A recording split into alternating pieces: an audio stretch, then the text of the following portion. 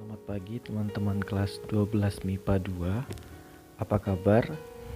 Kita bertemu lagi di kelas online agama kita.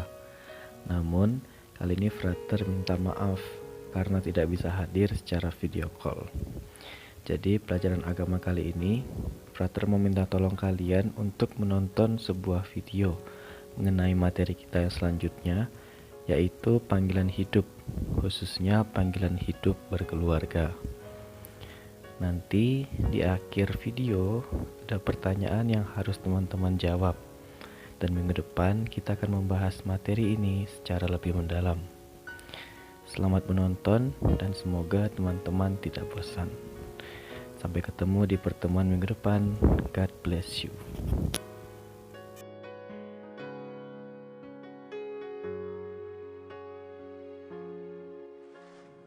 Gereja mengajarkan apa tentang hidup perkawinan?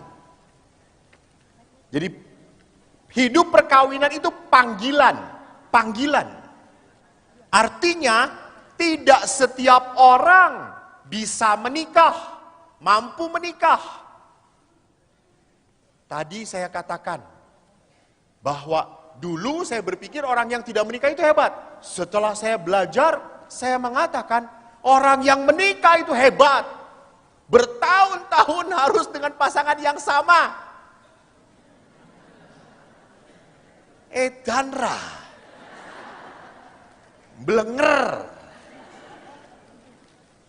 Tapi bagaimana justru Bapak Ibu, saya waktu berpikir, misalnya saya harus hidup bersama dengan dia 50 tahun. 50 tahun dengan orang yang sama. Kalau kita nggak punya pekerjaan, saling lihatin satu sama lain.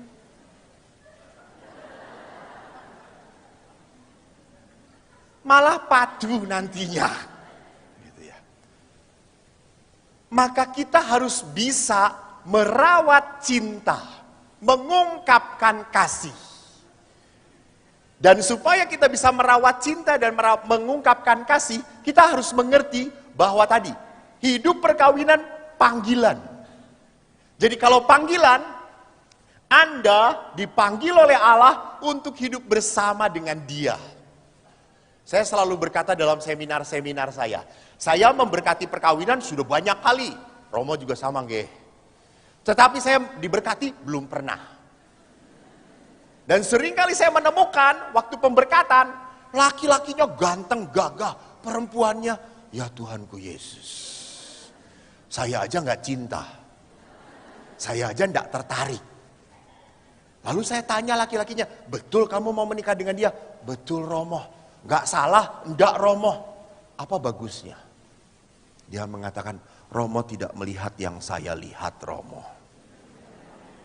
Itu Tuhan menanamkan. Tuhan menanamkan. Rasa kagum, rasa sayang sejak awal. Bagaimanapun sejengkelnya wanita kalau melihat suaminya seperti itu akan luluh hatinya. Kenapa? Karena panggilan. Karena Allah menanamkan kasih di dalam hati Anda. Jangan malu untuk jujur. Lebih sedih kehilangan siapa? Pasangan hidup atau orang tua kita meninggal? Pasangan hidup. Padahal pasangan hidup itu dulu bukan siapa-siapa. Betul atau tidak? Tapi dia skalanya seperti sebuah lagunya. Seperti sebuah lagu toh. Kaulah segalanya bagiku.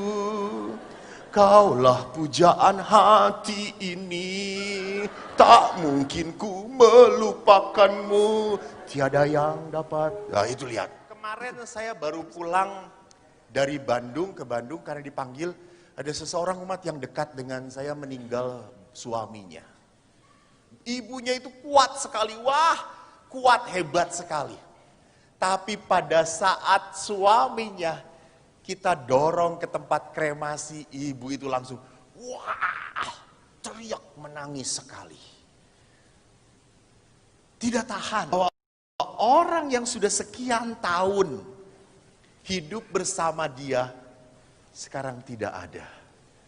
Maka bapaknya ini saya dampingi penyakit kanker 4 tahun. Dan terus drop terus. Sampai akhirnya meninggal. Saya ditelepon, ke Medan. Ibu itu berkata, Romo, suami sudah meninggal. Saya tidak, Bu, syukur ya, Bapak tidak sakit lagi. Apa kata ibu itu? Romo, saya sedih karena saya sekarang sendirian. Lihat, betapa menyedihkan. Bertahun-tahun harus tidur bersama, tiba-tiba Anda harus sendirian. Apa enggak aneh? Jadi panggilan hidup itu berarti apa? Kehendak Allah ada di situ. Maka di dalam Kejadian dituliskan, Tuhan Allah berfirman, tidak baik kalau manusia seorang diri. Aku akan menjadikan penolong baginya yang sepadan dengan dia. Penolong yang sepadan. Bahkan kutipan berikutnya diambil dari kitab Kejadian yang sama, berkali-kali ditulis oleh Matius, Markus, Efesus. Dikatakan apa? Sebab itu seorang laki-laki akan meninggalkan ayahnya dan ibunya, bersatu dengan istrinya, sehingga keduanya menjadi satu daging. Maka mereka keduanya telanjang, manusia dan istrinya, tetapi mereka tidak merasa malu. Itu. Kepada siapa Anda berani terbuka kalau bukan pada pasangan Anda? Betul atau tidak? Betul. Wanita kan berani terbuka kepada suami. Dan suami akan menerima.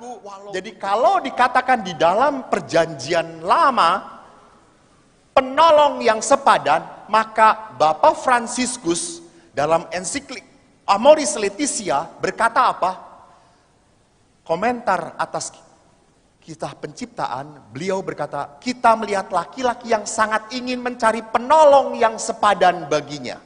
Yang mampu mengusir kesendiriannya yang menggelisahkan.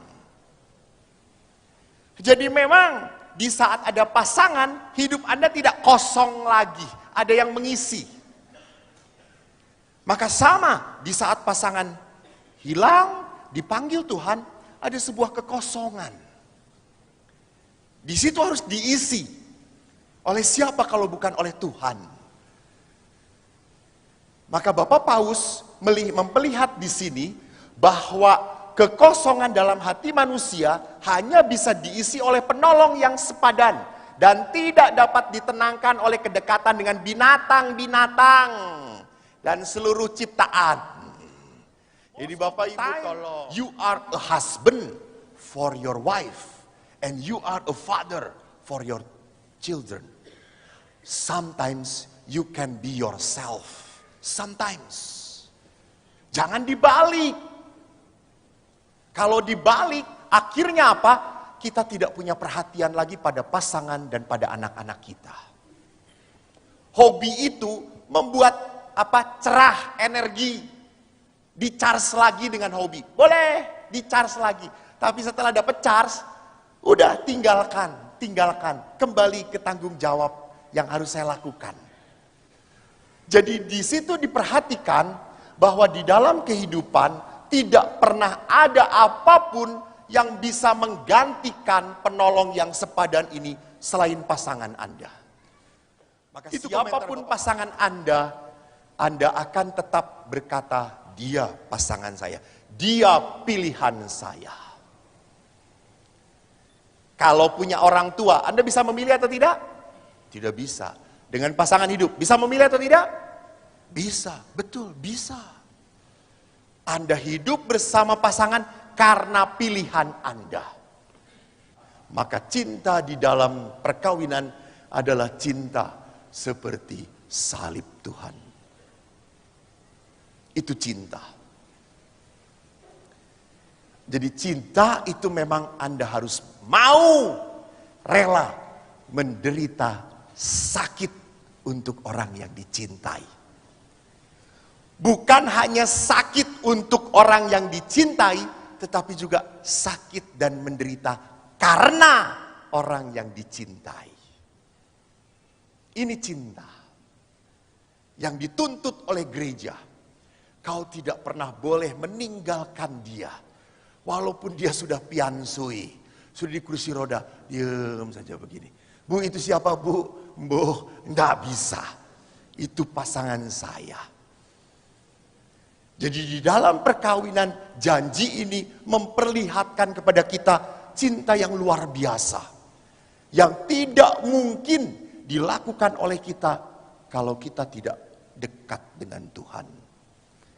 Jadi saudaraku yang terkasih, lihat bahwa perkawinan itu adalah bukan cinta romantisme, bukan. Cinta yang berani menanggung resiko. Maka Paus Benediktus ke-16 mengingatkan, kita hanya dapat mencintai seperti Kristus. Nah itu, mencintai seperti Kristus, bukan mencintai seperti manusia. Tolong. Kalau mencintai seperti manusia sih gampang. Dia menyenangkan, I love you. Dia menyebalkan, I tendang you. Lu banyak uang, I love you much. You ndak ada uang, abang pergilah. Nggak, kalau kita mencari cinta seperti Kristus, Bapak Paus berkata apa? Kita hanya dapat mencintai seperti Kristus kalau kita menemukan kekuatan di dalam ekaristi dan pengampunan.